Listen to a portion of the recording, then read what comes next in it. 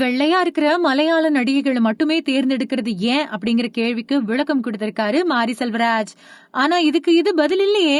இயக்குனர் மாரி செல்வராஜ் தன்னோட படங்கள்ல தொடர்ந்து வெள்ளை நிற மலையாள நடிகைகளையே தேர்வு செஞ்சுட்டு வராரு அப்படிங்கிற குற்றச்சாட்டு அவர் மேல சுமத்தப்பட்டு வருது.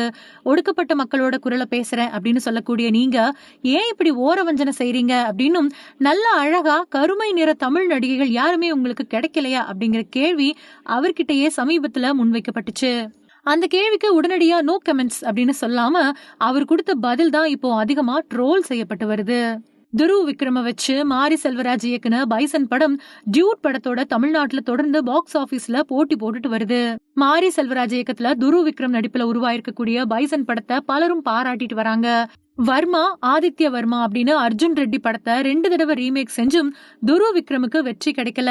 அதே மாதிரி கார்த்திக் சுப்புராஜ் இயக்குன அப்பா சியான் விக்ரம் கூட இணைஞ்சு நடிச்ச மகான் படமும் OTTல வெளியான நிலையில அந்த படமும் தன்னோட படம் இல்ல அப்படின்னு சொல்லிட்டாரு துருவ் விக்ரம்.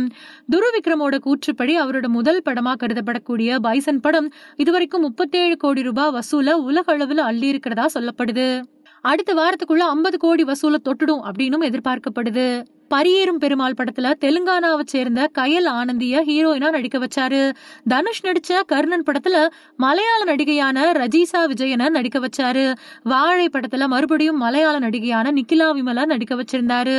மறுபடியும் பைசன் படத்துல அனுபமா பரமேஸ்வரன் அப்புறம் நிமிஷா விஜயன் அப்படின்னு மலையாள நடிகைகளையே ஹீரோயின் ஆக்கியிருக்காரு. வெள்ள நிற நடிகைகளுக்கு கருப்பு பெயிண்ட் அடிச்சு நடிக்க வைக்க என்ன காரணம்? இது தொடர்பா உங்க மேல சில சர்ச்சைகள் கிளம்புதே அப்படின்னு கேள்விய சமீபத்துல ஒருத்தர் எழுப்பினாரு. திட்டமிட்டுதான் அப்படி செய்யறது கிடையாது அப்படின்னும், ஊனமுற்றவர்களை பற்றின படங்களை எடுக்கிறப்போ ஊனமுற்றவர்களை நடிக்க வச்சு துன்புறுத்த முடியுமா? அதே மாதிரிதான் அந்த கதாபாத்திரத்துக்கு யார் தன்னை அர்ப்பணிக்க தயாரா இருக்காங்களோ அவங்கள வச்சுதான் நான் படம் எடுக்கிறேன் அப்படின்னு சொல்லியிருக்காரு. மாரி செல்வராஜோட விளக்கத்தை பலரும் ட்ரோல் பண்ணிட்டு வராங்க. இதுக்கு அது பதில் இல்ல அப்படின்னும், தமிழ்நாட்டுல திறமையான நடிகைகளே இல்லையா அப்படின்னும், வெள்ளை கருப்பின நடிகர்களுக்கு ஹாலிவுட் தரக்கூடிய முக்கியத்துவம் கூட தமிழ்நாட்டுல இல்லையே அப்படின்னு விளாசிட்டு வராங்க. பைசன் படத்தை பலரும் பாராட்டி வரக்கூடிய நிலையில அதுக்கு எதிராக மாரி செல்வராஜ் மீதான விமர்சனங்கள் தொடர்ந்துகிட்டு தான் இருக்குது.